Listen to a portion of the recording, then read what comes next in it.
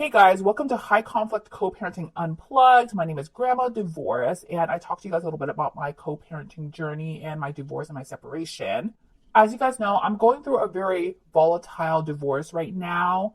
To say that I'm stressed is an understatement, and it's mostly because I don't like to see my kids stressed. I think they deserve better. I think they deserve the world. I think they deserve a life where their parents are not fighting and that both their parents are making rational decisions.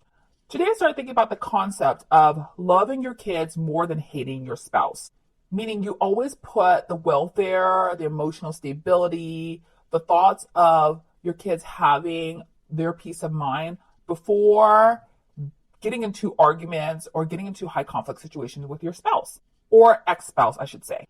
And I know this can be really hard because the high conflict parent is usually in kind of a defensive mode. They're wanting to get a rise out of you. They want to always feel like they're empowered or they're winning.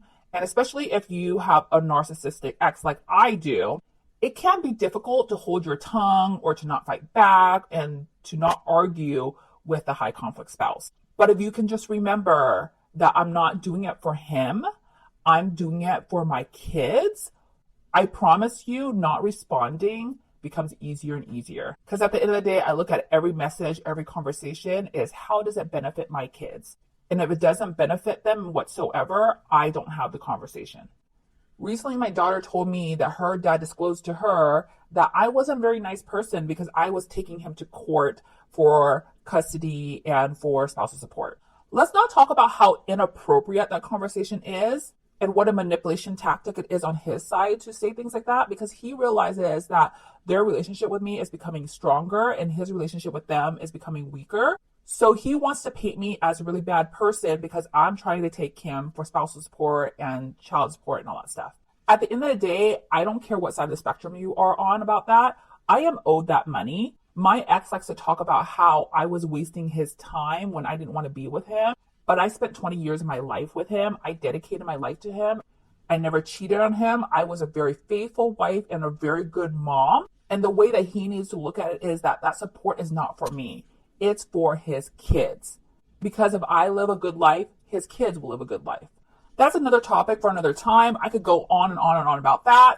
But yes, basically the last few weeks, I have been very amicable with him.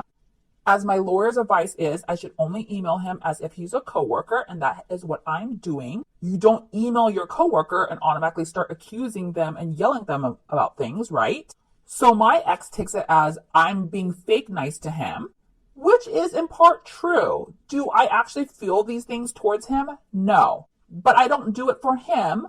I do it for my kids. It does not benefit my kids for me to be mean to my ex. It doesn't benefit my kids if I'm constantly fighting with my ex. So now I just choose not to fight with him. I just tell him what I need to tell him. If he responds, great. If he doesn't respond, I don't care. On his side of things, it's definitely a different story, right? Everything he does is about revenge, about gaining control, about manipulation. For instance, lately I've been asking for a letter of consent to travel. Now he knows I've been planning this vacation for months already. He signed the document saying that I could get a passport.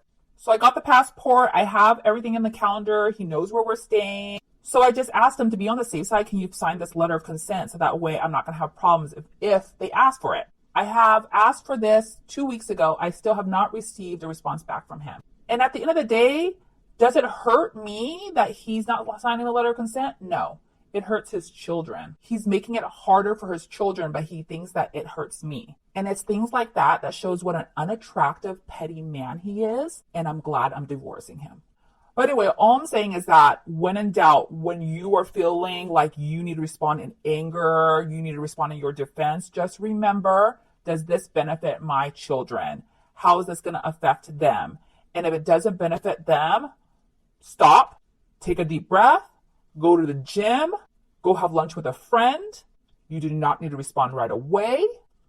Love your kids more than you hate your ex. That's all for today. Thank you so much for tuning in. Make sure you subscribe to keep up on the latest update on my high conflict co-parent journey. Talk to you next time.